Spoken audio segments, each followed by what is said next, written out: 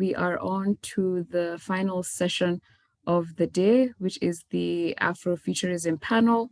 What does housing and infrastructure on the continent look like in 2063? My name is Lillian Buta, a student at the Masters in Advanced Ecological Buildings and Biocities program at IAC, and I'll be the moderator for this panel. So welcome everyone, and welcome to our speakers for the day. So just a brief on why the year 2063. That's a really interesting question. Well, by 2063, up to 2/3 of African nations will have achieved, or at least be approaching 100 years post-independence. And to celebrate this, the African Union has produced an agenda document. It's called Agenda 2063, the Africa we want. It is Africa Union's blueprint and master plan or strategic framework for transforming Africa into a global powerhouse for inclusive and sustainable development. So what this is a concrete manifestation for unity, self-determination, freedom, progress, and collective prosperity pursued under the banner of Pan-Africanism or the African Renaissance. By 2063, as has been mentioned many times within today's discussions, Africa will be at 2.5 billion inhabitants. And so the question is, what are the implications for this with regards to housing and infrastructure? Is there a need for us to center ourselves within an Afrocentric approach or Afro-Renaissance approach to be able to address these issues? And if so, what does that look like? These are the questions we aim to address today in our panel. And without much further ado, I would like to welcome our first panelist. His name is Dr. Mark Olweny. He is an architect, educator, and researcher, senior lecturer at the Lincoln University, England. He was previously Associate Dean at the School of Built Environment, Ugandan Matters University, and has expertise in environmental design and energy performance of buildings. Welcome, Mark. If you could kindly share your screen with us.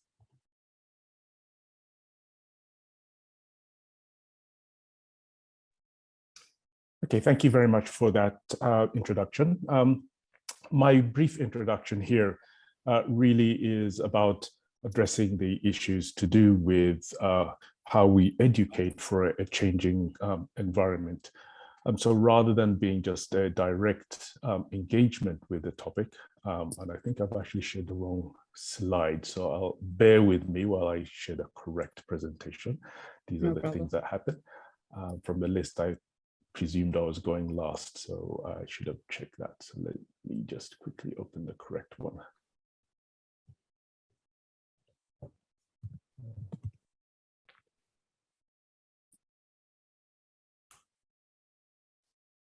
That's not the one I want. This is the one I want. That's better. Now it doesn't want to start.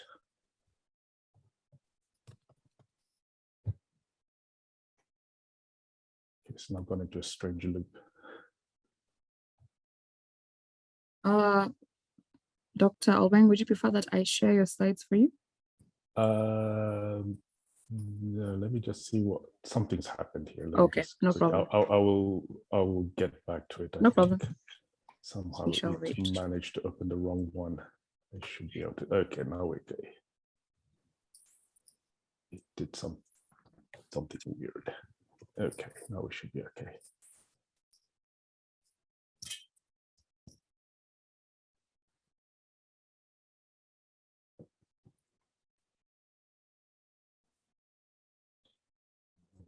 That was an easy bit. Now I have to share the screen.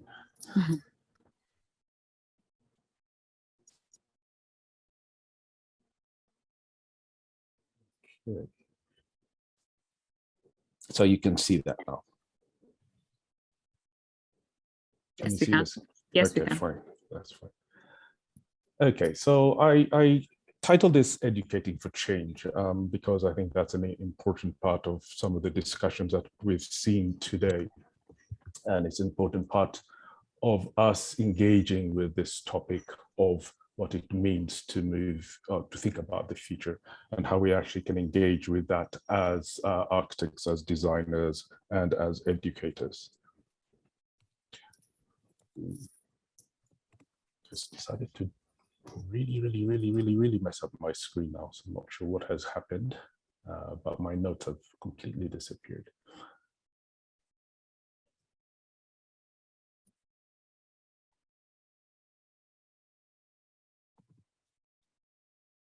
No, that has decided to mess up my screen completely. Okay. Yeah, let's try that again, and hopefully it will work this time. Okay, so as stated, I was an architect and urban designer, and I have worked across East Africa for a number of years on architecture projects, and occasionally dealing with planning projects as well. But what I found in dealing with that is that over the years, the way we engage with these projects tended to neglect some of the key issues on the ground. And that to me sort of was reflected from the fact that architecture education itself is detached from one of the activities that happen on the ground. And a key part of that for me led me into this exploration of ethics, not only in built environment education, but also ethics in relation to the materials that we use. So understanding where materials come from, understanding who makes them, understanding the decisions we make has an important impact on the way we engage with our projects going forward.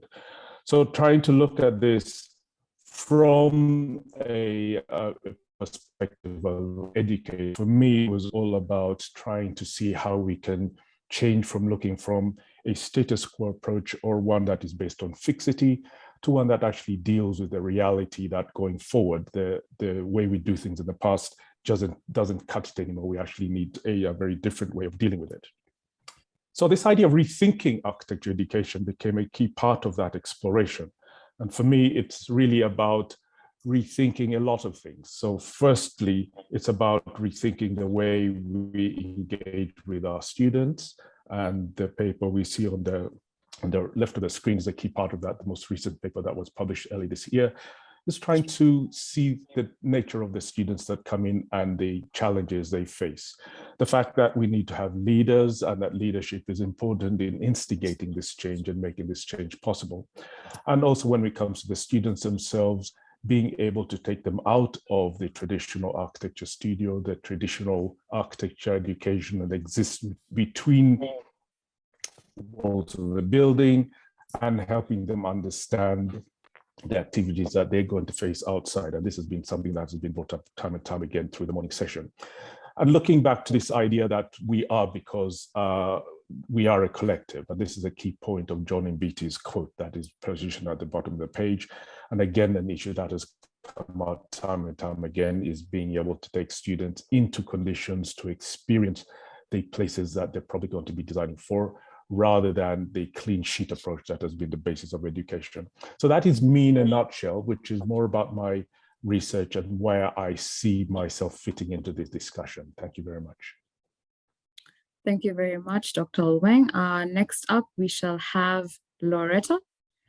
Loreta is a financial analyst, communications strategist, and data storyteller. She's also a certified public accountant with a background in private equity, and she is founder and CEO of Sino Group. Welcome, Loreta. If you could kindly share your slides. Thank you. So nice to be here. Good evening to everyone. The slides I had prepared were pretty much just introducing myself and my company, which is completely different from what I had seen Mark share. So I'll just go ahead and speak offhand, if that's fine. Yes, that's fine. All right. Okay, so my name is Loreta. I'm the CEO of 3 companies. One is a writing company, one is a digital communication company, and the final one is a data company, where our objective is to create a repository of African data. I'm just kind of like charting our way for the future. Now, where I come into this conversation is that I have a background in finance, in private equity specifically. And so I'm going to be sharing, at the point where we start the panel, I'm going to be sharing what some of the financial structures we can put in place are, so that we can attain a more sustainable financing strategy for our housings in cities in Africa. Yeah. So I think that's a good enough intro until we get Yes, that was great, Loreta. Thank you. Samista. Samista has over 12 years engineering, project management, and construction management experience. She is currently an associate and shareholder at Zutari. Samista, go ahead. Thank you. Just trying to share my screen. Please let me know when you can see it. Yes, we can see it. Perfect. Thank you. Thanks for the time today. As Lillian has said, I'm a professionally registered engineer, an associate and shareholder at Zutari, which is currently one of the largest engineering and advisory firms in Africa. Over the last 12 years, I have mainly worked in the water engineering field for both municipal and industrial clients. But in the last few years, I have really focused a lot, besides the design and the project management of CapEx projects, but I've been looking more on the strategic and the planning side of projects. I firmly believe that in order to improve the quality of living for people in this continent, it's linked to economic activity, and the base of economic activity is having infrastructure that can allow for that expansion. And I think that infrastructure, that went by itself, that infrastructure is really hinged on a multidisciplinary approach. So as Loreta has a financial background, we need to attack the problem using financiers, engineers, architects, planners. And so I've pursued my accreditation in design-led thinking practices and foresight literacy, because I think that can really help move me towards working in that direction. I think in order to get to know someone, the best way to know what's important to them, and my family and friends, they're really important. Shout out to Zani, she's on the call. And the second part that's really important to me is making a difference in the communities I work. So I've worked in a few African countries so far, and I've worked in both rural and industrial and urbanized areas. And each one of them has their various challenges. So it's important to me to work on projects that can improve the area once we leave. Thank you. Thank you, Samista. And last but certainly not least, we have Zubaydah Jibrilu, who is currently a Masters of Architecture student at the University of Sheffield. And what is most interesting about her is that she did her study on futuristic depictions of Nigeria through the speculative lens of Afro-futurism. Zubaydah. Hi everyone, can you just let me know if you can see my screen? Yes, we can see it. Okay, yes. Hi everyone, and thank you for joining us today. And a huge thanks to IAC for hosting this event. Like Linian said, my name is Zubaida and I'm a Master of Architecture student at the Sheffield School of Architecture. I grew up in Kaduna in Nigeria and in Cairo, and have since been gaining my education in the UK. I completed my undergraduate degree at the University of Edinburgh and gained some experience working at Buildex Studio in Nairobi in the meantime. And I later worked as a Part 1 architectural assistant at Ajay Associates in London. My background growing up in Nigeria, in Egypt, and now the UK has kind of fed my interest in contextually relevant design practice, where I have a growing interest in navigating practices surrounding race, heritage, and the built environment. Practices of place and identity making have pushed me to explore design and urbanism within West African cities, particularly in understanding what role public space design plays in Nigeria's future. My early work features my undergraduate dissertation on Afro-futuristic depictions in Nigeria by exploring the artwork of Olweny and Jayefus, which you can kind of glimpse the small image on the side over there. And my undergraduate project pictured on the top right was a mixed-use development that speculated on the future of living and working in a socially deprived neighborhood in Edinburgh.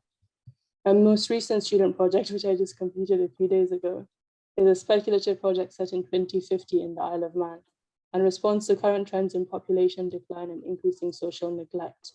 It imagines the social and care infrastructure required to address the population needs in a speculated future where the island has gained independence from the UK.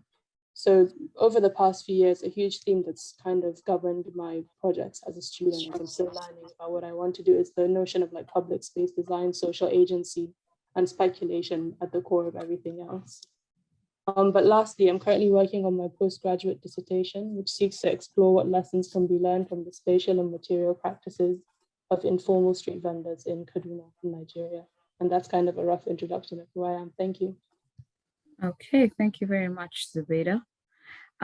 So we will just jump into the panel discussion. And our first question is for Dr. Olweny and Zubaida. And that is, why or how did the term Afrofuturism precipitate into the zeitgeist? Okay, thank you for that question, Lillian. I'll jump in there. As a concept, I believe Afrofuturism has been around for a number of decades. I believe it emerged as a means to address a very obvious void in the depiction of people of African descent, or more specifically African Americans, in the cultural outputs, music, literature, and movies. Now, it has manifested itself, obviously, in a number of different ways, but more recently, or most recently, in the movie Black Panther that was released in 2018. And I believe most people had a chance to watch that. But what many people probably didn't do is pay attention to the embedded underlying themes that were running, that drove the movie, i.e. technology, scientific facet, and philosophy, that were linked to this idea of Afrofuturism. And in this case, what would probably happen, or what could have possibly happened if Africa had not been colonized. So it was an interesting exploration of that. But the idea itself, I believe, has much longer roots at the beginning of the 20th century that could be linked, I guess, to the Pan-African Congress and one very famous gentleman, William Edward Bougat Du Bois, and his Pan-African Congress. Very interesting read if you want to learn about that. Now, that itself led to one of the lesser known versions of Afrofuturism, which had to do directly with what's happening in Africa and what happened after independence, where the modernist architecture movement was taken on board as a way of demonstrating what a potential future or Afrofuturist theme could be for these newly emerging nations. What was an image of a utopian future for the most part, actually, an imagined future of what Africa could be now that Africans were in control of their nations. I'll leave it there, thanks. Thank you, Dr. Olweny. And just a quick follow-up, and maybe it's a bit of a segue, but would you say that the Black Panther movie was a complete divergent from what an Afrofuturistic future without colonialism would have looked like? Or is this too much, is it too speculative for us to get into that? Not sure about it being divergent, but I believe it attempted to do something that a lot of people have been talking about for a while, but for the first time it attempted to put it into visualizations rather than depicted only through movies or through the literature. So it attempted to do something that was, or is, quite difficult. How do you demonstrate something that doesn't exist, that only exists in people's imaginations? But let's be frank, it is a science fiction movie. So in science fiction, you can pretty much do what you want. Yes. That was an important part of that.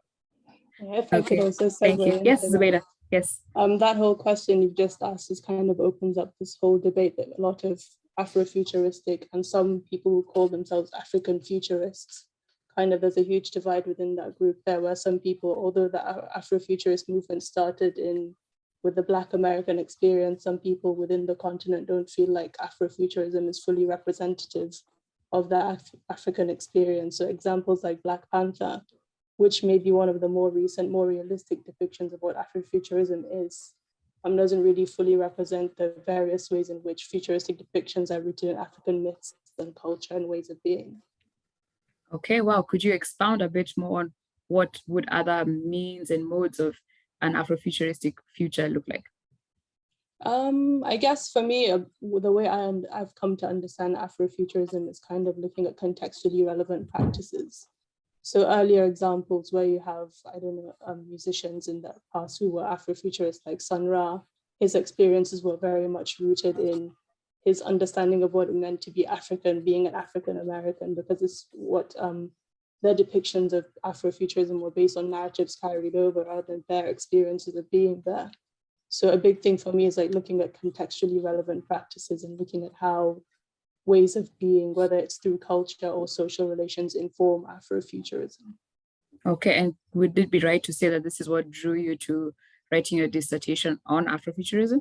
Yes, and it was also my journey as a student, just kind of learning about colonial histories and histories of extractivism.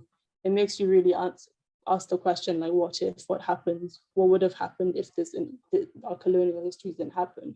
Or what could happen now that we know what our histories are and we're learning things and learning new behaviors, or what our future could look like. So that's kind of what led me to my dissertation. Okay, thank you very much for that. Our next question is for Samista. And also, Mark, what, Samisa, do you think are the factors that need to be held constant for Africa's development future to be Afrofuturistic or Afrocentric?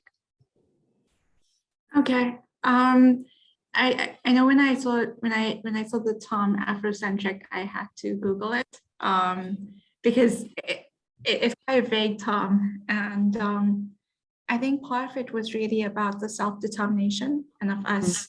As Zubaida was saying, you know, us figuring out what we appreciate about our culture. And I think the first thing is that we have to appreciate how vast Africa is, right?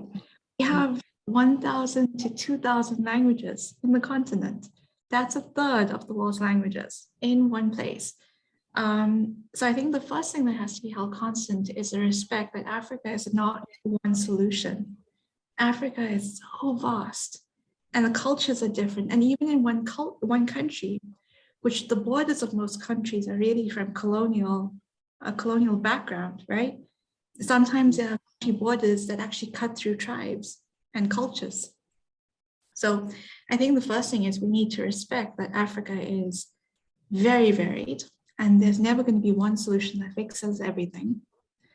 I think one of the constancies that we have across the continent, however, is a sense of community and family.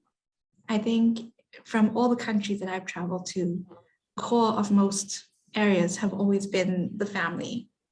And I think one of the things that's been happening because of so another thing that we have in Africa, which I don't think is maybe the most healthiest thing, is urbanization, which in most cases is good. But urbanization in Africa happens mainly because of lack of services outside of the urban centers. And because a lot of social issues happen. Sorry to cut you off, Samisa, but I wanted to put a pin in that and ask a follow-up question. So with regards to you as a civil engineer, what do you think are the factors that act as hindrances to the general development of the continent? Financing is one of the biggest things. I think Loretta probably hindrances. We have a lack of finance. I think the DBSA said something like the gap in financing could be somewhere between $68 to $107 billion a year, but probably would be able to tell us more about that. I think historically we have a lot of inequity across the country, across the continent. You know, we have people who have a lot, and we have people who have very little. So that comes with a lot of destabilization, and that is a hindrance in our country, in our continent. We can see the civil wars. We can see the areas where external players can take advantage of development. I think because of some of our past and some of our social ills, we do have a lot of corruption in our continent, and that does give us problems in our procurement. So even when there is financing available, sometimes the procurement systems are so bureaucratic to prevent corruption, it does prevent a hindrance.